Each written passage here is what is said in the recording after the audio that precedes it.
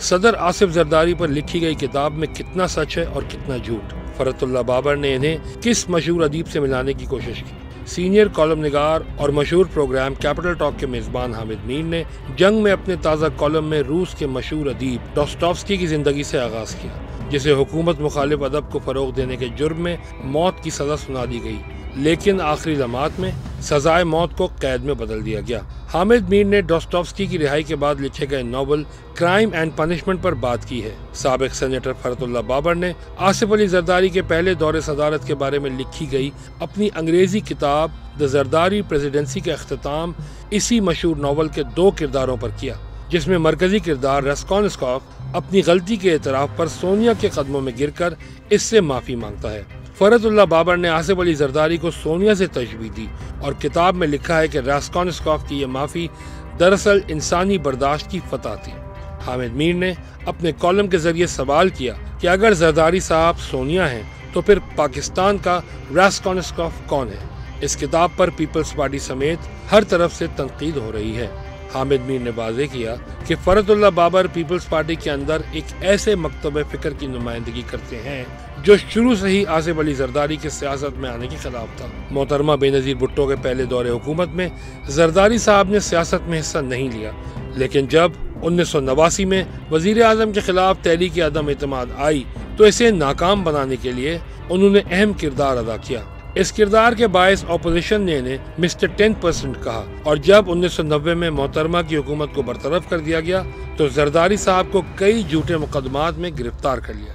हामिद मीर ने मजीद लिखा कि बीबी की पहली हुकूमत के खात्मे के बाद मोहतरमा ने उन्हें बताया था कि आसिफ अली जरदारी इलेक्शन लड़ेंगे ताकि अवाम की अदालत से सुरखरू हो सकें। जब हामिद मीर ने रोजनामा जंग के सियासी एडिशन में ये लिखा कि जरदारी साहब को मजबूरी में इलेक्शन लड़ाया जाएगा तो पीपल्स पार्टी पंजाब के कई सीनियर रहनुमाओं ने इस खबर की तरदीद कर दी थी।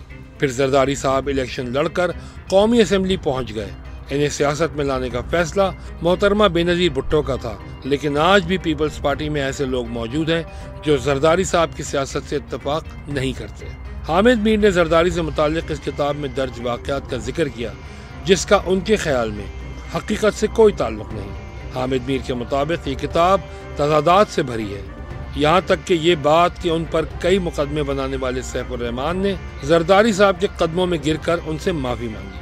इत्तेफाक से इस माफ़ी के आईनी शाहिद हामिद मीर खुद हैं। उनके मुताबिक सैफ उर रहमान ने कभी जरदारी साहब से माफ़ी नहीं मांगी। बाबर साहब ने किताब के आगाज़ में एतराफ़ किया है कि आसिफ अली जरदारी इन्होंने कभी मुतासिर नहीं किया, लेकिन सफ़ा 146 पर ये एतराफ़ करते हैं कि जस्टिस इफ्तिखार मोहम्मद चौधरी को बहाल करने की मुहिम के पीछे जनरल कियानी थे और जब सदर जरदारी इस मुहिम का मुकाबला कर रहे थे तो वो उनकी मुज़ाहिमत से बहुत मुतासिर हुए। बाबर साहब ने लिखा है कि एबटाबाद ऑपरेशन के बाद आर्मी चीफ और ISI के सरबराह के एहतसाब का मौका पैदा हुआ, लेकिन जरदारी साहब ने मौका गंवा दिया और फिर वो मेमो स्कैंडल का निशाना बने। जरदारी साहब पर इस्तीफे के लिए दबाव डाला गया और एक रात उनकी तबीयत खराब हो गई तो जनरल कियानी ने CMH रावलपिंडी में इलाज की पेशकश की, लेकिन जरदारी साहब इलाज के लिए दुबई जाना चाहते थे। वो अपने साथ हुसैन हक्कानी को भी ले जाना चाहते थे। किताब में लिखा है कि एक दिन जरदारी साहब लोडेड गन के साथ हेलीकॉप्टर में सवार हुए तो डॉक्टर आसिम हुसैन ने उनके साथ जाने से इनकार कर दिया और कहा कि जरदारी साहब का कोई भरोसा नहीं कि वो हेलीकॉप्टर में फायरिंग शुरू कर दें। इस वाक़े की डॉक्टर आसिम हुसैन ने तरदीद की है क्योंकि वो तो दुबई में जरदारी साहब के साथ मौजूद थे। हुसैन हक्कानी से पूछा तो उनका कहना था कि उन्हें जरदारी साहब के पास कोई गन नजर नहीं आई। डॉक्टर आसिम और हुसैन हक्कानी का कहना है कि फरतुल्लाह बाबर तो मौके पर मौजूद ही नहीं थे। बहरहाल बाबर साहब ने ईरान और सऊदी अरब में मुफाहमत से CPEC के आगाज तक कई अहम तमगे जरदारी साहब के गले में डाल दिए हैं और उनकी बर्दाश्त और हौसले की दाद देने में बुखल से काम लिया। हामिद मीर ने आखिर में लिखा कि उनके ख्याल में जरदारी साहब का किरदार सोनिया से ज्यादा डॉस्टोव्स्की से मुमासलत रखता है, क्योंकि जिन ताकतों ने डॉस्टोव्स्की को झूठे इल्जामात में जेल भेजा वो बाद में उनकी परस्तार बन गई।